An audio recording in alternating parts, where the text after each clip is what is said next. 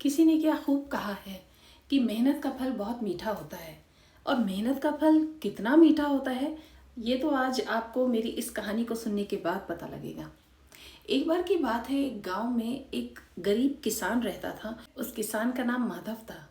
माधव बहुत मेहनत करता था फसल उगाने के लिए, और इतनी मेहनत करने के बाद भी कई बार उसकी ना तो वो अपना पेट पाल पाता था, ना ही अपने घर वालों का, अपनी बीवी का, अपने बेटे का पेट पाल पाता था।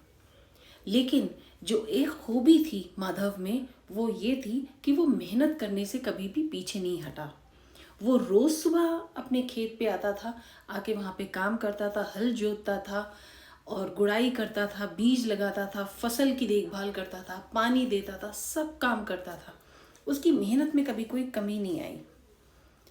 एक बार की बात है कि माधव अपने खेत में काम कर रहा था, तभी उसकी नज़र एक बीज पे पड़ी।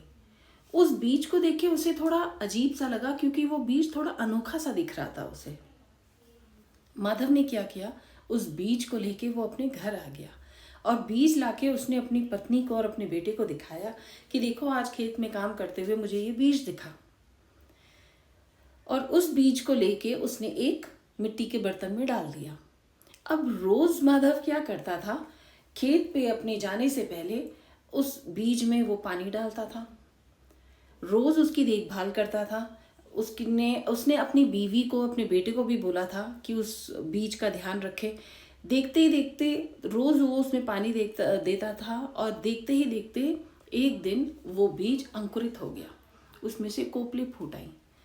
और धीरे धीरे धीरे धीरे जैसे जैसे समय बीतता गया, उस अंकुरित बीज में से एक छोटा सा पौधा निकल के आ गया।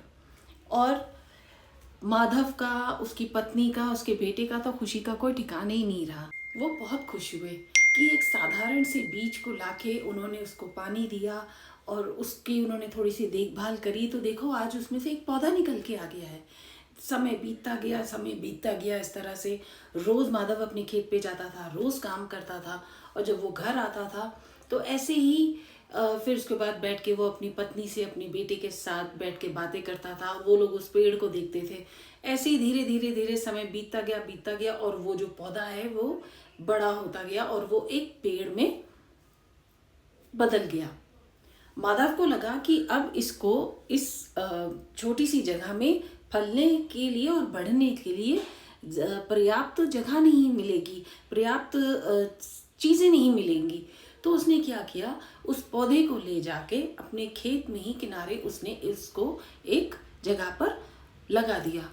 और क्योंकि जब वो अपने खेत में काम करता था, वो सारी फसलों को अपने पानी देता था, सींचता था, तो वो उस पेड़ में भी पानी डालता था। और समय बीतता गया। कैसे मतलब वो जो पेड़ था, वो पेड़ एक वृक्ष में बदल गया। और कुछ ही दिनों में बहार आ गई। बहार किस तरह से आई कि जैसे उसके मानो जिंदगी में, उसके जीवन में बहार आ गई माधव के। उसमें फूल आ गए, उसमें कलियां आ गई। कुछ ही समय के बाद उस वृक्ष में फल लगने लगे, और वो फल, इतने सारे फल उसमें आ गए कि माधव क्या करता था, माधव, उसकी बीवी वहां से उस फल को, उस वृक्ष पे से फल को तोड़ते थे और बाजार में ले जाके बेचते थे। और देखते ही देखते वो उसका जो टोकरा भरा हुआ होता था फलों का, वो बिक जाता था। वो लोग बहुत ज़्यादा खुश होते थे कि आज वो जितने भी फल लेके आए हैं वो उनके सारे बिक गए, और उनकी अच्छी कमाई भी होती थी उससे। समय बीतता गया और माधव की स्थिति में बदलाव आया। उसके पास पर्याप्त पैसे होते थे जिससे वो अपना, अपने घर वालों का, अपनी बीवी, अपने बच्चे का पेट पालता था।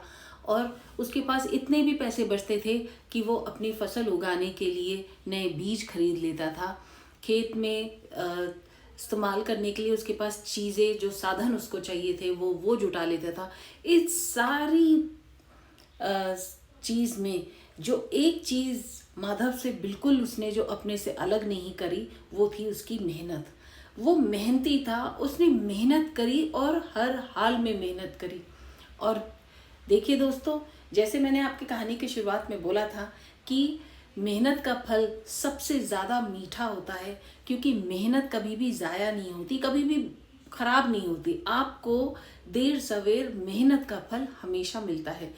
आप इसी लर्निंग को अपने बच्चों के साथ शेयर करिए, साझा करिए।